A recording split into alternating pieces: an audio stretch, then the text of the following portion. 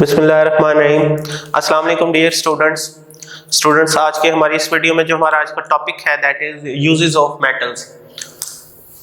जैसे कि आप जानते हैं कि प्रीवियस वीडियो में हमने इलेक्ट्रोपॉजिटिविटी और आयनाइजेशन एनर्जी के हवाले से डिस्कस की थी बातें, उनका आपस में क्या रिलेशन होता है। तो uses of metals important topic है शॉर्ट के पॉइंट ऑफ व्यू से, शॉर्ट क्वेश्चन के पॉइंट ऑफ व्यू से। सबसे पहले हमने जो यूजेस लिखने हैं वो सोडियम मेटल के लिखने हैं, यानी यहाँ पे सिर्फ हमारे पास 3 मेटल्स हैं जिनको हमने डिस्कस करना है, ठीक है, जो कॉमनली यूज होती हैं या जो ज्यादा यूज होती हैं। सबसे पहले सोडियम है। सोडियम मेटल बेसिकली यूज होती है, इसका एलॉय बनाते हैं हम। एलॉय क्या है? Mixture of metals. तो हम सोडियम एंड पोटाशियम का एलॉय बनाते हैं, मिक्स करते हैं इन दोनों मेटल्स को और इनको हम यूज करते हैं न्यूक्लियर रिएक्टर में। अब ये न्यूक्लियर रिएक्टर्स क्या है? जहां पे हमारे न्यूक्लियर रेडिएशंस होती हैं, यानी एटम बॉम्ब वगैरह या हाईली जो रेडियो एक्टिव रिएक्शन हो रहे हैं, बहुत खतरनाक हाईली एनर्जेटिक्स रिएक्शन हो रहे हैं, वहां बहुत ज्यादा हीट प्रोड्यूस होती है। तो सोडियम और पोटाशियम को यूज करके हम कूलेंट बनाते हैं। कूलेंट से मुराद के वहाँ कोशिश की जाती है कि उनके टेम्परेचर को मेंटेन किया जा सके ताकि वहाँ पे किसी और तरह के कोई साइड रिएक्शन ना स्टार्ट हो जाए। तो इसीलिए न्यूक्लियर रिएक्टर्स में एज कूलेंट यूज होते हैं सोडियम पोटाशियम एलॉय हमारे पास। तो ये सोडियम का यूज हो गया। उसके बाद नेक्स्ट बात करते हैं, हम देखते हैं अक्सर हमारी स्ट्रीट लाइट में येलो कलर के जो बिजली के पोल्स होते हैं, खंबे जिन्हें कहते हैं, उन पे बल्ब लगे होते हैं। तो येलो लाइट बल्ब्स आप कह सकते हैं, येलो लाइट बल्ब्स। इनमें बेसिकली क्या यूज होती है? सोडियम यूज होती है, क्योंकि सोडियम जलने पर येलो कलर देती है। तो आप इसको नाम क्या देते हैं पूरा? सोडियम वेपर्स बल्ब, यानी सोडियम वेपर्स की शक्ल में लाइट प्रोड्यूस करता है, यानी सोडियम वेपर्स बल्ब्स कहा जाता है। उसके बाद थर्ड यूज जो है इसका, वो हमने बेसिकली जो जमीन से एक मेटल निकाली जाती है जिसका नाम है टाइटेनियम होता है, Ti से रिप्रेजेंट करते हैं। तो इसको प्योरीफाई करने के लिए, इसको साफ करने के लिए एज रिड्यूसिंग एजेंट हम यूज करते हैं हमारा सोडियम, ठीक है। तो ये 3 यूजेस हैं जो हमने आपकी बुक में डिस्कस किए गए, हमने वही आज डिस्कस किए। नेक्स्ट जो हमारे पास मेटल है दैट इज मैग्नीशियम।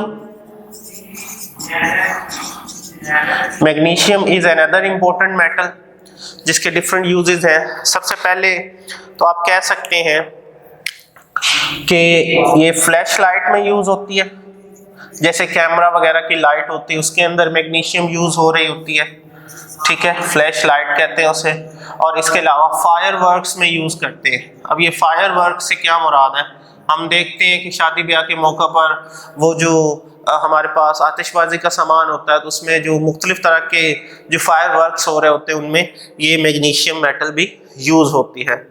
इसके अलावा डिफरेंट एलॉय बनाने में यूज होती है, खास तौर पे लाइट एलॉय, हल्के तरह के एलॉय मुख्तलिफ मेटल के साथ मिलाकर हम इसकी जो है डिफरेंट आगे यूजेस करते हैं। उसके बाद जो हमारे पास मैग्नीशियम है, मैग्नीशियम रिबन हम यूज करते हैं। मैग्नीशियम रिबन किस मकसद के लिए? एल्युमिनियम पाउडर होता है, इसको इग्नाइट करने के लिए, इसको जलाने के लिए हम जो ये मैग्नीशियम जो रिबन यूज करते हैं, ये खास तरह के इंडस्ट्री में ये रिएक्शन हो रहा होता है। और उसके बाद कोरोजन से बचाने के लिए ना, किसी मेटल को जैसे आयरन है, तो उसको कोरोजन या खराब होने से बचाने के लिए हम मैग्नीशियम को यूज करते हैं एज एनोड। जैसे कि हम जानते हैं कि एनोड और कैथोड के तौर पर हम जो अपनी मेटल्स बनाते हैं, जिसकी इलेक्ट्रोप्लेटिंग करनी होती है उसे कैथोड बनाते हैं, और उसको एनोड बनाते हैं। तो इसीलिए मैग्नीशियम की हमने चूंकि प्लेटिंग करनी है किसी और मेटल पर, इसलिए इसको एनोड बनाते हैं। नेक्स्ट हम देखते हैं हमारे पास जो अगली मेटल है दैट इज कैल्शियम। मैं ये इरेज करता हूं।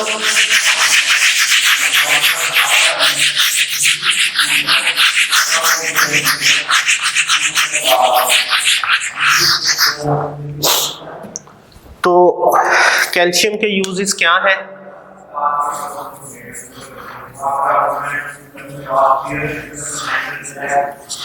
कैल्शियम बेसिकली पेट्रोलियम प्रोडक्ट्स के अंदर से, यानी कि खाम तेल, हमारा पेट्रोल, डीजल या मट्टी का तेल वगैरह, उसको कलेक्टिवली पेट्रोलियम बोलते हैं, उसमें से सल्फर एक हार्मफुल एलिमेंट है जो उसके अंदर होगा तो हमारे माहौल को ज़्यादा पॉल्यूशन, उससे पॉल्यूशन होगी माहौल में। तो आप कह सकते हैं कि सल्फर को रिमूव करने के लिए हम इंडस्ट्रियल लेवल पर कैल्शियम यूज़ करते हैं पेट्रोलिंग इंडस्ट्रीज़ के अंदर।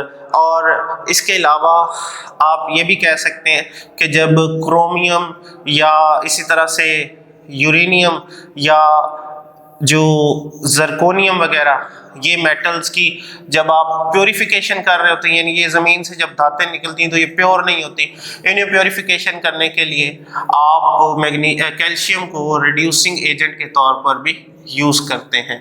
तो ये इसके यूज़ हैं। क्रोमियम भी कह सकते हैं और कॉपर भी कह सकते हैं, ठीक है। ये अलग अलग मेटल्स हैं।